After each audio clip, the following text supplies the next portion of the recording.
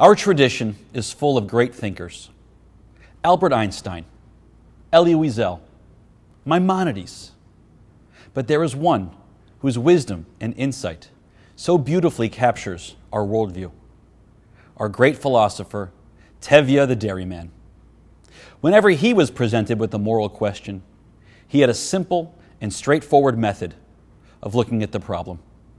He would think to himself, on the one hand, but on the other hand, but on the other hand, but on the other hand. Maybe he was living in a home with Golda and his 5 daughters that taught him to try to balance a variety of thoughts and opinions. They were not shy about sharing theirs with him. But his commitment to the notion that the answers to our pressing moral questions lay somewhere between one hand and another is reflective of his deep understanding of the wisdom of our tradition. Our way of seeing the world is not with simple, elemental truths that are easily pursued. Our way of seeing the world is with a constellation of morals and values. Morals and values that often intersect or disperse, creating tension or conflict. We ask God to act with both justice and mercy, as during these days of awe we pray that God evaluates our deeds of the past year. We strive for emet ve'emunah, truth and faith, and the insight to know the difference.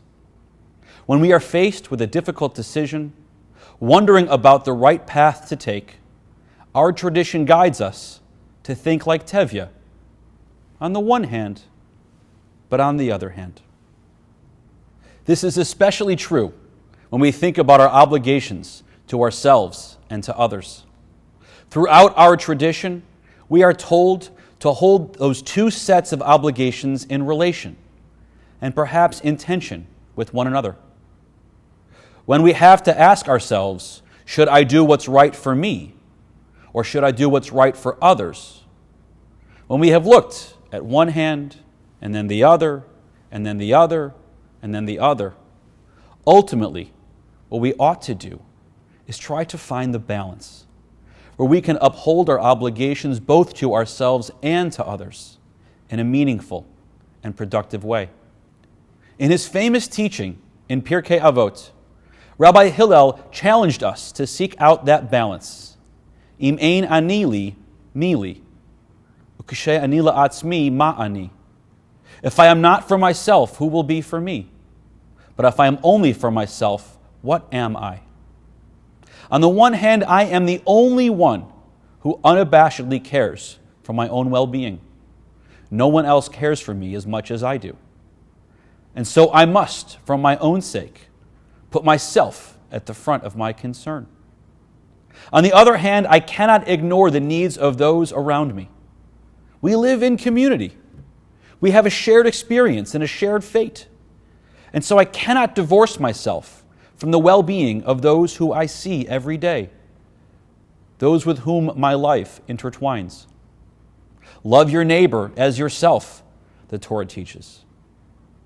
But on the other hand, as Rabbi Joseph Telushkin reminds us, love your neighbor as yourself implicitly commands us to love ourselves as well. Sometimes it's easy. A reliable fire department, ready at a moment's notice, keeps me and you all safe and protected. What I need is what you need. It's what we need together. But Rabbi Hillel would not have reminded us of our dual and dueling obligations if that were always the case. Often my own desires might conflict with your needs, or your desires with mine. Then the challenge of Rabbi Hillel's teaching is knowing how I should balance my concern for you and my concern for me. This has become so apparent as we've navigated the coronavirus pandemic of the last several months and sought to balance our individual wants and needs with those around us. It has not been easy. Right now, we are all sitting in our homes, watching Erev Rosh HaShanah services live over the internet. We have foregone our centuries-old practice of gathering in synagogue to welcome the new year together. You may have your favorite seat in the sanctuary, but tonight you're sitting on your favorite spot on the couch. Of course, we are doing this to keep everyone safe, knowing that gathering in large numbers in indoor spaces can easily spread the virus. But this is the extreme example, the large gathering that the High Holy Days represent. For these past months, our families, our neighborhoods, our businesses, our schools, and yes, our synagogue have had to decide what we will do and what we won't. In an attempt to flatten the curve and then keep the virus at bay, our answer time and again has been on the side of caution, of restriction, of closure. Safer at home has been our mantra. And just ask for patience until we can emerge into safety and good health. We have retreated to ourselves, shuttering the doors of our homes and communal gathering spaces to protect ourselves from those around us. We have done so at the expense of so much. Life-changing events like graduations and weddings, little pleasures like a haircut, dinner with friends, or live performances, the ability to comfort and console each other in times of pain and loss. We did it so that as few people as possible would be infected. But on the other hand, I have often asked myself, is this the best way? I'm lucky.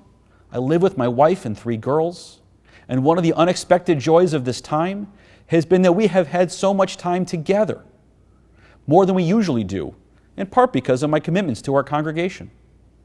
So for me, while I certainly miss many aspects of our pre-COVID life, there is a saving grace in this new reality. But it pains me when I think of those members of our community who live alone, who have effectively been cut off from any and all human contact for months on end. Many of you have shared with me the challenges of loneliness and solitude during these months. We are not meant to live like this, and we know that the toll the pandemic has taken on our mental well-being is mounting. Depression is spiking, as are the stresses of family life. If getting a haircut is someone's only physical contact with another human being for months and months, we know that there is a lot of healing that needs to happen. It has made me wonder whether my relative comfort through this pandemic has clouded my judgment, blinding me to the needs of others. Just because I am healthy and relatively happy with what we have done, I have had to constantly remind myself that there are others for whom these months have been interminable, and challenge myself to put myself in their shoes as we consider what we ought to do as a community as this pandemic continues. That is part of what Rabbi Hillel wanted us to do. He wants us to advocate for ourselves and our concerns, and at the same time have a listening ear and an open mind to the wants and needs of those around us. To be for myself, but not only for myself. To be looking out for myself when I am working for others, and to be looking out for others when I am working for myself. Recently, I read the story of Jacqueline Novogratz, a nonprofit venture capitalist. She raises money to invest in and partner with developing regions around the world. She spends her days looking for opportunities where her interests and the interest of her partners dovetail with larger global concerns, and then pursues those opportunities. She tells a fascinating story from her undergraduate days at the University of Virginia in Charlottesville. Like a lot of college towns, there is some tension between the long-term residents of Charlottesville and the revolving student population. There are cultural differences, socioeconomic differences. The bubble of UVA often makes the locals almost invisible to the student body, even those who work on campus. While she was an undergrad, a campus fraternity held a dress like a local party, a denigration of those lifelong Charlottesville residents who worked so hard to keep the campus functioning. Jacqueline, who had seen a flyer that solicited students to donate Christmas dinners and toys, had an idea for the party of her own. The cost of admission, holiday foods and gifts that she and her roommate would bring to a local family to enhance their celebration. a way to give back to Charlottesville and make up for their fellow students' offensive stereotype. Dozens of friends came with donations in hand, and in the morning, still recovering from the night before, the two roommates packed up their veritable feast, complete with the turkey and all the trimmings, and a big bag full of toys, to drive the 30 miles across town to deliver them. As I read this story, I thought about our beloved Giving Tree. Each winter, activating the deep relationships our volunteer leaders have with other organizations around Boca Raton, we collect the names, ages, and holiday wish lists for hundreds of children in our community, placing them like leaves on a tree in our 2 campus buildings. Members of our synagogue and friends of the temple take those leaves, buy the items on the list, and then our army of volunteers sort, wrap, and deliver the gifts. It makes us feel great that we can do something nice for our neighbors during the holiday season. And we know that the recipients get exactly what they want. That is not what happened in Jacqueline's story.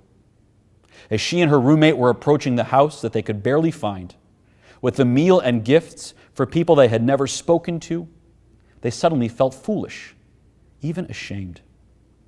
They had wanted to respond to the guilt they felt about their fellow students' behavior, which is commendable. They wanted to do a nice thing for someone during the holidays, a charitable act. But Jacqueline realized that while her intentions were noble, she failed to strike that balance between her desires and the needs of the family she had hoped to help. She never asked what the family needed or wanted that holiday season. They didn't ask about who lived in the house, the ages of the children, or their interests. In their zeal to assuage their guilt about their fellow students' attitudes towards their neighbors, they missed an opportunity. She met her needs to feel better, but could have done so much more to meet the needs of that family if she had tried. For that, she felt ashamed. From that, she learned to do philanthropy in a much more holistic manner. That winter in Charlottesville, she learned to view other people's problems as they were your own, to begin to discern how to tackle those problems. She describes that viewpoint as having moral imagination, challenging ourselves to understand and transcend the realities of current circumstances and better envision a future for ourselves and others. For ourselves and others. She makes it sound so easy. I wish that everything I needed and wanted was exactly what everyone else needed and wanted.